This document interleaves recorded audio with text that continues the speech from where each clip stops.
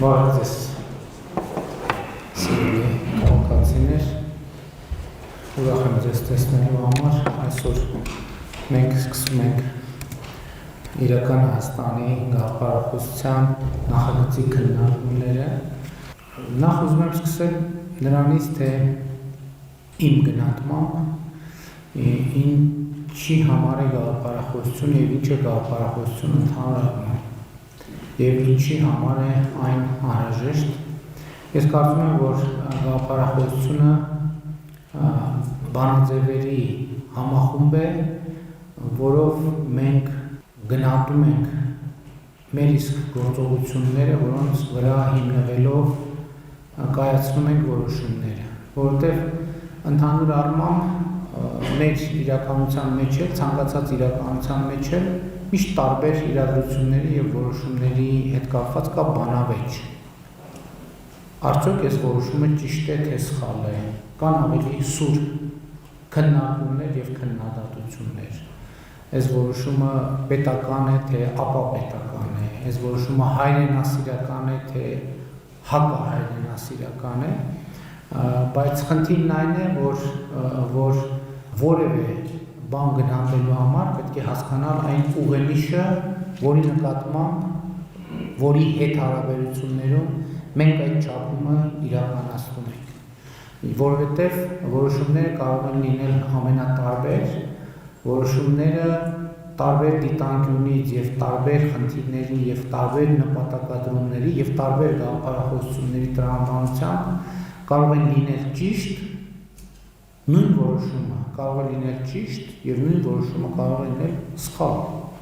Նայած թե ինչի հետ ենք մենք համեմատության մեջ դնում եւ այս առումով իրական Հայաստանի գաղափարախոսությունը ինչպես ամեն գաղափարախոսություն, բայց տվյալ դեպքում քննարկում ենք իրական Հայաստանի գաղափարախոսությունը եւ պետք է արձանագրել, թե դա ինչ է եւ ինչի համար է։ Դա իմ գնահատմամբ ապագայի նախագիծ է, որը իրագործվում է ներկայի մեջ, ներկա պայմաններում սկսած ներկայից։ Սա է շատ կարևոր մի նրբություն է, որին ուզում եմ ձեր ուշադրությունը հրավիրել, ապագայի մասին մեր ընկալումների եւ պատկերացումներին եմ ուզում անդրադառնալ, որովհետեւ ապագայի մասին մեր ընկալումներում երբեմն ճեղք կա,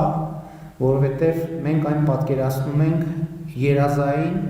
այսօրվանից անջատ, մինչդեռ կիրառելի է ապագայի այն մոդելը, որը իրագործվում է այսօր։ Ես իմ թեզերը էկրանին նաև ցույց եմ տալիս, որ նրանցում ավելի հեշտ է էկրանով հետևել։ Նկատում եմ ես ինչ որ հիմա ասում եմ, որոշ գրառումներ էկրանին արտահայտված է, եւ ապագայի մասին մեր պատկերացումների մասին էլ ես շատ մտածել եմ եւ երբեմն արձանագրում եմ, որ ապագայի մասին մեր պատկերացումները այսօրվա հետ ուժեղ կապի մեջ չեն։ Այսինքն մենք դա գիտեք ինչ հոգեբանական իրավիճակի անման, երբ որ մենք ինչ որ մի ապագա պատկերացնում ենք, ինչ որ մի ապագա ուզում ենք եւ ինչ որ մի ապագայի վերաբերյալ պետք է անենք գործողություններ, բայց մենք էլ ենթագիտակցորեն սկսում ենք մտածել, որ դե այդ հենց ապագայի մասին է, այսօր ուրիշ գործեր կան, այսօր այդ ուրիշ գործերը կանենք, այն ապագայի գործերը վաղը կանենք, բայց վաղը էլի գալիս է այսօրը երբեմն, որ մենք ասում ենք լավ, այսօրվա գործերն էլ անենք, այն կանենք, որովհետև ապագային դեռ ժամանակ կա։ Իրականում խնդիրն է նա, որ կամ համենայն դեպս իմ ընկալումը կամ իմ նոր ընկալումն է նա, որ ապագայի համար ժամանակ չկա, որովհետև ապագան այսօր է, եթե այսօր դու ասում ես ապագայի համար թողենք հետո կաշխատենք, այդ նշանակում է այդ ապագան կորսված է։ Այն որևէ բան, սերմը կարող է, եթե սերմը այսօր գցենք, այդ նշանակում է վաղը, որը էլի այսօրը, արդեն պետք է ծիլ տված լինի մենք, այսինքն այսօրվա գործը չի կարող կտրված լինի այդ սերմը խնամելու հետ, այդ սերմի շուրջ աշխատանքն է ապագա։ Մենք չենք կարող ուրիշ բանով զբաղվել, մտածելով, որ դեռ ապագայով զբաղվելու ժամանակը չի եկել, Եվ այս առումով ես շատ կարևորում եմ ապագայի մեր մոդելը։ Ընդ որում ես ուզում եմ հետևյալը ասեմ, որ այն ինչ որ ես հիմա ասում եմ, այն ինչի մեջ մեր իրականության վերաբերյալ քննադատական երանգ կլինի, դա ինքս իմ մասին է, որովհետև ինչ որ առումով այս ամեն ինչը մտքի ընկալման փոփոխություն է, որը ես վարչապետի պաշտոնում ապրել եմ եւ ապրում եմ, եւ այս խոսակցությունը նաեւ դա կիսելն է, որովհետեւ ես համոզված եմ, որ բազմաթիվ քաղաքացիներ այս նույն բանը, այս նույն ընկալումները զուգահեռ մենք իրար հետ զուգահեռ ապրել ենք, որովհետեւ ես չեմ ուզում թաքցնել, մենք նաեւ քաղաքական թիմում երբ որ քննարկում ենք, ես ասում եմ եկեք գնահատենք, թե այս ամեն ինչի արդյունքում, այս ամեն ինչից հետո, այս ամեն ինչի պայմաններում մենք ինչ ենք շարունակում Հայաստանի Հանրապետությունում մնալ իշխանություն, ինչ ենք մենք շարունակում շարունակել մնալ կառավարող ուժ, չնայած բոլոր պայմանները թվում է թե կային, որ այդպես չլիներ, մասնավորապես 2020 թվականի նոյեմբերի 9-ից հետո հետագա իրադարձություններում եւ այլն եւ այլն։ Եվ ես մենակ ունեմ մի բացատրություն դրա համար, որովհետև այլ բացատրություն ես չեմ կարող գտնել, որ այն փոփոխությունը, որ մեր մտքում տեղի է ունենում, այն ինչ որ մենք մտածում ենք, Հայաստանի հազարավոր քաղաքացիներ, անկախ նրանից իրանք դրա մասին բարձրաձայնում են, թե չեն բարձրաձայնում, իրանք էլ են զուգահեռ այս փոփոխությունը տեղի ունենում, որովհետև զուգահեռ փոփոխություն տեղի չունենար, այն ինչ որ մեր մտքում է տեղի ունենում, մենք չենք կարող շարունակել լինել իշխանություն կառավարություն Հայաստանի Հանրապետությունում, չի լինում տենց ուղղակի։ Եվ ես շատ կարևոր եմ համարում, որ իրականության մասին ինչ որ ասում եմ կամ ինչ որ կասեմ, որի մեջ կլինի քննադատական կամ կա քննադատական երանգ մեր, երբ որ ասում եմ մեր, ես ինձ նկատի ունեմ առաջին հերթին։ Եվ սա շատ կարևոր նյուանս է ընդգծելու համար։ Եվ հետևաբար իմ ընկալումն է, որ ապագան օրգանական կապով պետք է կապված լինի այսօրվա հետ, որ այսօրվա ջանքը ուղղված լինի ապագային, որ այսօրվա մեջ ապագան հիմք ու հենարան ունենա, որովհետև այսօրը ամենակարևորը ապագայի հենարանը այսօրը, որովհետև երբ որ ապագան այսօրվանից կտրված է, ինքը չունի հենարան, հասկանում եք, մենք որևէ ով մարդը, երևույթը, երբ որ ինքը չունի հենարան, ինքը անընդհատ տեսություն է, ինքը երբեք էլ չի գալիս, երբեք գոյություն չի ունենում։ Հետևաբար իրական Հայաստանի գաղափարախոսությունը ապագան այսօր կառուցելու մասին է։ Այսինքն ապագան եւ այսօրը պետք է ձևավորվեն միաժամանակ, միմյանց համահունչ եւ իրար հետ։ Այսօրը եւ ապագան չպետք է նաեւ կորցնեն կապը անցյալի հետ։ Այս էլ է շատ կարեւոր ուղղություն։ Եվ այսօրվա ապագայի հիմքում պետք է դրվի անցյալի հետազոտությունը։ Ուշադրություն դարձրեք ոչ թե անցյալը, այլ անցյալի հետազոտությունը, այսինքն դրանից բխող հետևությունները։ Այս էլ է մեր իրականության մեջ քննարկող ու իրոք շատ կարևոր թեմա, չափազանց մի կարևոր թեմա, մեր կապը մեր անցյալի հետ, մեր կապը մեր պատմության հետ, որովհետև դա մեր կապն է մեր ինքնության հետ։ Անկախ նրանից ինչպիսին է պատմությունը, պատմությունները կարող են լինել ամենատարբեր ձևով։ Դա էլի նույն ձևի, ոնց որ ապագան կապված է, հենված է այսօրվա վրա, այսօրն էլ անկախ ամեն ինչի, հենված է երեկվա վրա։ Եվ կա մի կարևոր նրբություն, հնարավոր չի, նույնիսկ շատ ուզենալու դեպքում, հնարավոր չի այսօրը եւ ապագան կտրել անցյալից։ Եթե որևէ մեկը օրինակ շատ են չէ ասում, որ փորձ արվում ջնջել մեր անցյալը, փորձ արվում բան անել, խմբագրել մեր այդ անցյալը։ Այդ ինքնին դա անհնար է, դա եթե էլ չեմ ասում դա որպես խնդիր աբսուրդ է։ Դա անհնար է, դա չի կարող այդպիսի բան լինել։ Դա մոտավորապես նույնն է,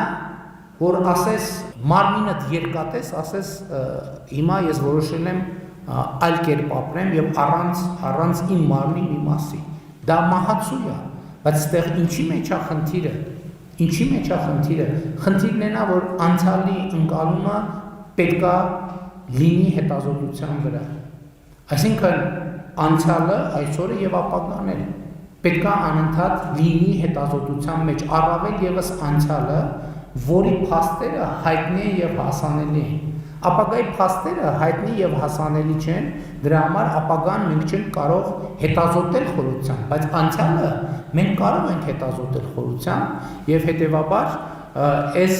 նյուանսը նույնպես շատ կարեւոր է։ Իրական Հայաստանի գաղափարախոսությունը ըստ այդմ հենց սրա արտահայտությունն է։ Պատմությունից արված հետևությունների, այսօրվա կարիքների, ապագայի տեսլականի համադրություն։ Եվ ես փորձեցի այս նախաբանով ցույց տալ, թե ինչու ենք մենք ընդհանրապես խոսում սրա մասին, ինչու ենք գաղափարախոսության մասին խոսում, նաև հենց այդ կապը ցույց տալուն եւ նաև կարևորը, որ մեր գործողություններին գնահատելու տեսակետից եւ անհրաժեշտությունից վերցնելով։ Եվ հետեւաբար այն դրույթներից եւս մի քանիսը կշեշտեմ, որոնք արդեն հրապարակված են, հայտնի են, բայց ես ուզում եմ այսօր ընդգծել։ Մասնավորապես այն, որ իրական Հայաստանը Հայաստանի Հանրապետությունն է միջազգայինորեն ճանաչված 29743 քառակուսի կիլոմետր տարածքով։ Այս թիվը արդեն հայտնի է Հայաստանի Հանրապետությունում, բայց կա հետաքրքիր մի երևույթ, որ այս թիվը հայտնի չի եղել Հայաստանի Հանրապետությունում։ Եվ ինչու է անհրաժեշտություն առաջացել այս թիվը ընդգծել, որովհետև հենց գաղափարախոսական առումով անհրաժեշտություն է առաջացել պատասխանել մի հարցին, իսկ ո՞րն է Հայաստանը։ Որովհետև այն հարցին ի պատասխան, թե ո՞րն է Հայաստանը, այս հարցը կարող է դառնալ ուղենիշ եւ չափանիշ, թե այս որոշումը, որևէ որոշում ճիշտ է թե սխալ է։ Որովհետև ու կա նաև մի շատ կարևոր հանգամանք, որ այն փաստը, որ այս թիվը շատ հայտնի չի եղել Հայաստանի Հանրապետությունում, ինքը ստեղծել է մի տարօրինակ հարցադրում կամ մի տարօրինակ արձանագրում, երբ որ հայտնի իրադարձությունները եղան եւ մեղադրանք հնչեց, որ օրինակ ես ճանաչել եմ Ադրբեջանի տարածքային ամբողջականությունը, ես դրան արձագանքեցի հետեւյալ կերպ, որ ես իրականում ճանաչել եմ Հայաստանի Հանրապետության տարածքային ամբողջականությունը։ Սա շատ հետաքրքիր նյուանս է, որովհետև երբ որ մենք հայտարարում ենք իմ ընկալմամբ, որ մենք ճանաչում ենք մեր հարևանների տարածքային ամբողջականությունը, թվում է թե մենք ճանաչում ենք մեր հարևանների տարածքային ամբողջականությունը եւ դա ճիշտ է եւ այդպես է, բայց սրա խորքային մեկ այլ նպատակ ինքը ունի, որ դու ճանաչում ես քո իսկ երկրի տարածքային ամբողջականությունը եւ քո երկրի տարածքային ամբողջական եւ այդ ժամանակ ես հարց ինքդ հասկանում, որ փաստորեն դու ինքդ այդքան էլ չես ճանաչել կամ ճանաչելիս չես եղել, առնվազն այն իմաստով, որ թիվը անծանոթ է եղել քեզ, այնքան էլ ճանաչելիս չես եղել քո երկրի տարածքային ամբողջականությունը։ Եվ սա նույնպես շատ կարևոր առանձնահատկություն է, որը ուզեցա շեշտել, որովհետև շատերի համար այդքան էլ պարզ չի, թե ինչու է այդքան դա շեշտվում, ինչու է արտահայտվում, կամ ինչու Հայաստանի կառավարությունը ինչու է շտապում, կամ ինչու էր ուզում, ինչու էր կարևոր համարում, ասել, որ մենք բոլոր հարևանների տարածքային ամբողջականությունը ճանաչում ենք։ Արդյոք հարևանների սիրուն ինչ որ առումով այո, բայց մեծ առումով առաջին հերթին սեփական երկրի տարածքային ամբողջականությունը ճանաչելու համար, որը հետագայում իհարկե անդրադարձ կլինի նրան, թե իսկ ինչու ենք մենք ճանաչում մեր երկրի տարածքային ամբողջականությունը, դա հարց, որը մեր իրականության մեջ նույնպես հնչում է եւ եթե հնչում է, պետք է այդ հարցին փորձ անել, պատասխանել։ Հաջորդ թեզը, որը էլի շատ է քննարկվել, հայրենիք եւ պետություն հասկացությունների հարաբերությունն է, բայց ես այս ենթավերնագրի ներքո ուզում եմ անդրադառնալ այստեղ ընդգծված մի առանձնահատկության եւ նրբության, որը իմ կարծիքով բավականին լայն մեկնաբանությունների եւ տարընթերցումների տեղիք տվեց, խոսքը նոր սահմանադրության անհրաժեշտության մասին թեզն է, որը իմ ուղերձից հետո լայնորեն մեկնաբանվեց որպես Ադրբեջանի կողմից առաջադրված խնդրի կամ պահանջի կատարում, այսինքն դրվեց այդ համատեքստում։ Իրական Հայաստանի գաղափարախոսության համատեքստում դա ունի բացարձակապես ուրիշ նշանակություն, չնայած այս պայմաններում հնարավոր չի ժխտել, որ այն տեքստը, որը կարա լինի, ինքը կունենա նաև տարածաշրջանային նշանակություն բոլոր դեպքերում, բոլոր սահմանադրություններին դա վերաբերվում է, բայց ես նույնիսկ չեմ ուզում հիշել կամ հիշատակել հղում անել, որ դեռևս 2020 թվականի փետրվարից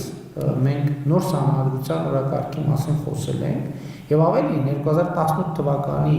հեղափոխության հետ նոր սահմանադրության օրակարգը եղել է, բայց այն ժամանակ ես համարել եմ, որ դա իրագործելի չի։ Ինչու՞, այս նրբությունները շատերը մոռացել են, բայց 2018 թվականի ապրիլի 9-ին ուժի մեջ մտավ այն սահմանադրությունը, որը այսօր գործում է։ Եվ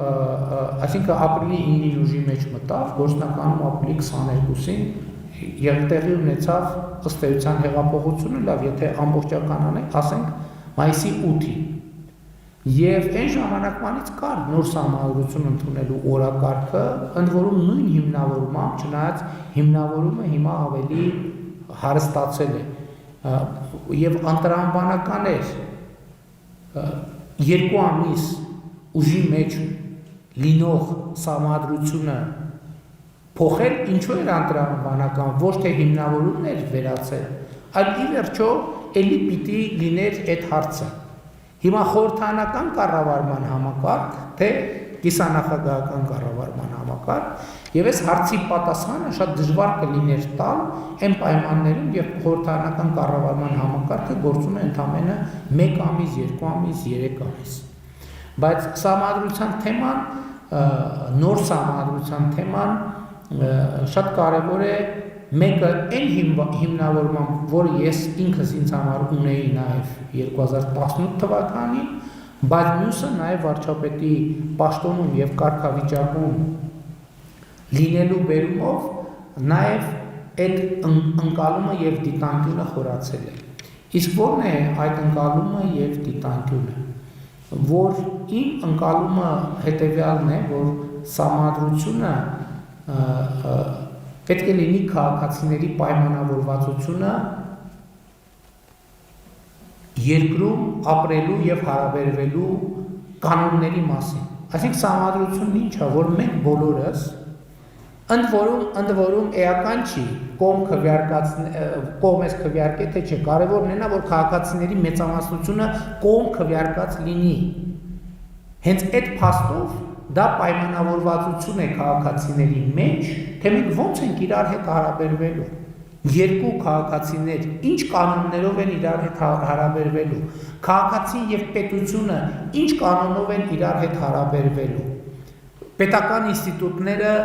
ինչ կանոնով են ձևավորվելու եւ այլն եւ այսպես շարունակ։ Բայց արդյոք այս առումով մեր սահմանադրությունը, որը կա, ինքը տեքստային առումով խնդրահարույց է։ Գիտեք, տեքստային առումով ոչ մի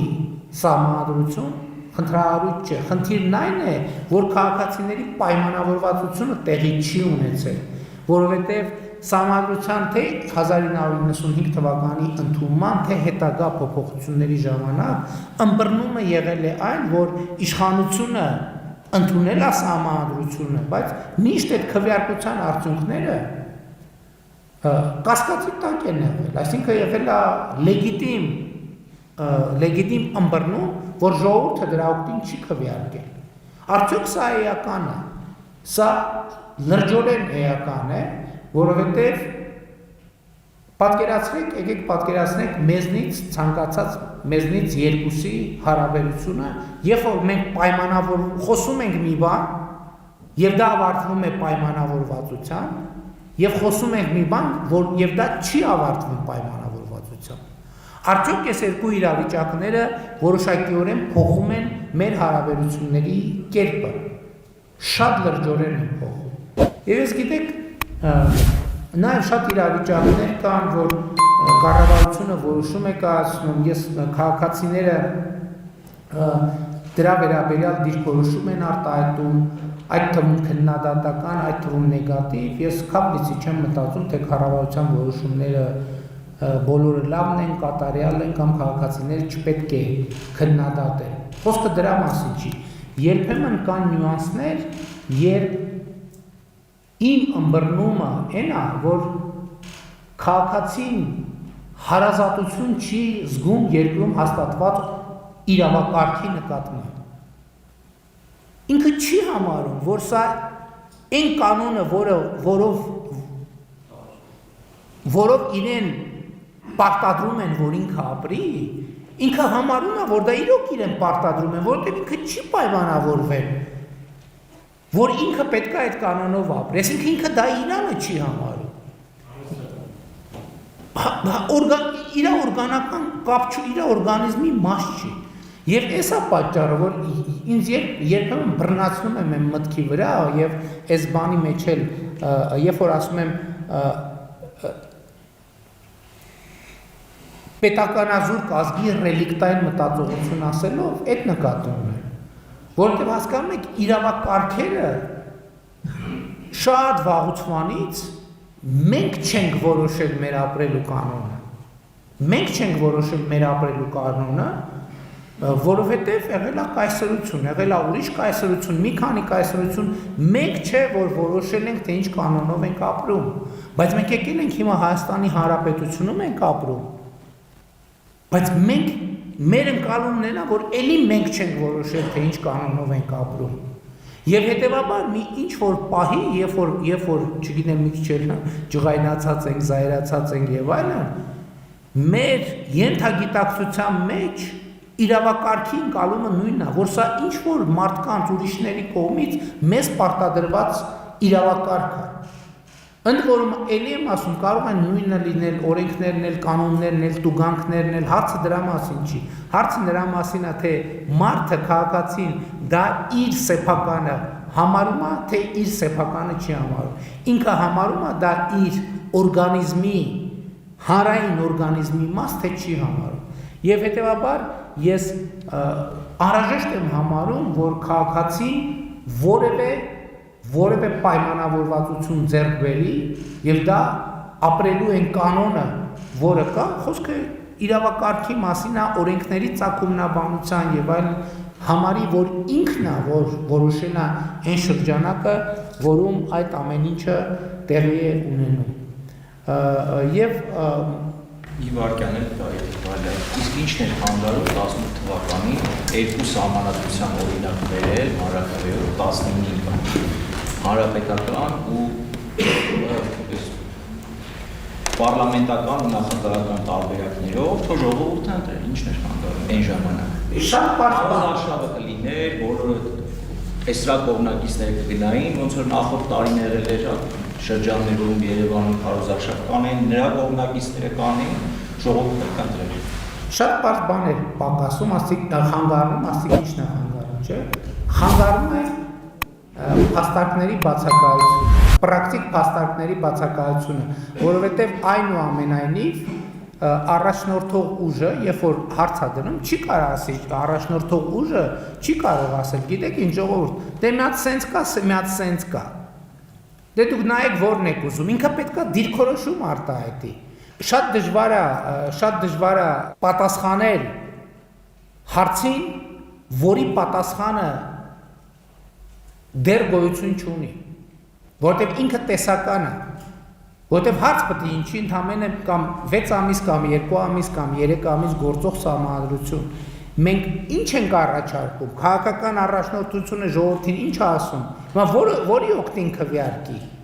եւ փաստարկների բացակայությունը այն ամենամեծ խոչընդոտն էր, որովհետեւ պրակտիկա կա, խորհրդանական նոր համակարգ է ձևավորվել, բայց չապրենք մի քիչ հասկանանք Արշավի փորձ հարևան երկրներ կան ինքը եվրոպական զարգացած։ Շատ լավ, այս շատ դիպուկ բան ասցիք իրականում, որովհետև տեսեք, այդ նույն ժամանակաշրջանում մեր հարևան երկրներում երկու հակառակ process-ներ տեղի ունեցան։ Թուրքիան խորհրդանական կառավար նույն ժամանակաշրջանում Թուրքիան խորհրդանական կառավարման ձևից անցում կատարեց նախագահական կառավարման ձևի, Վրաստանը նախագահական կառավարման ձևից անցում կատարեց խորհրդարանական ձևի։ Այդտեղ էլ է հարցը։ Ինչ որ մեկը մեր հարևաններից սխալ արեց, մյուսը ճիշտ, ոչ, այստեղ էլ գաղափարախոսական հարց կա։ Եվ այն ժամանակ այդ գաղափարախոսությունն էլ պարզ չէր, եւ նաեւ ես ուզում եմ ասել, որ տեսեք 44 օրյա պատերազմից անմիջապես հետո էլի այդ բանը բարձացավ եւ ճիշտն ասած այդ ինչ շատ ծանրակշիռ թվաց այդ յետպատերազմյան շրջանում, որ ասում են կիսանախագահական կառավարման համակարգը փոխելը սխալ էր եւ այլն եւ այլն եւ այլն։ Եվ այն սկզբնական շրջանում, անկեղծ ասած, ես էլ այդ փաստարկները ինձ սկսել էին համոզել։ Բայց ավելի ուշ, երբ որ արդեն Գառնանը եւ Ամռանը, երբ որ ես հետահայաց նայեցի, հասկացա, որ եթե մենք կառավարման կիսանախագահական համակարգ ունենայինք, առնվազն ժողովրդավարական ճանապարհով այդ իրավիճակը հաղթահարել կամ հնարավոր չէր լինի, կամ շատ դժվար կլիներ։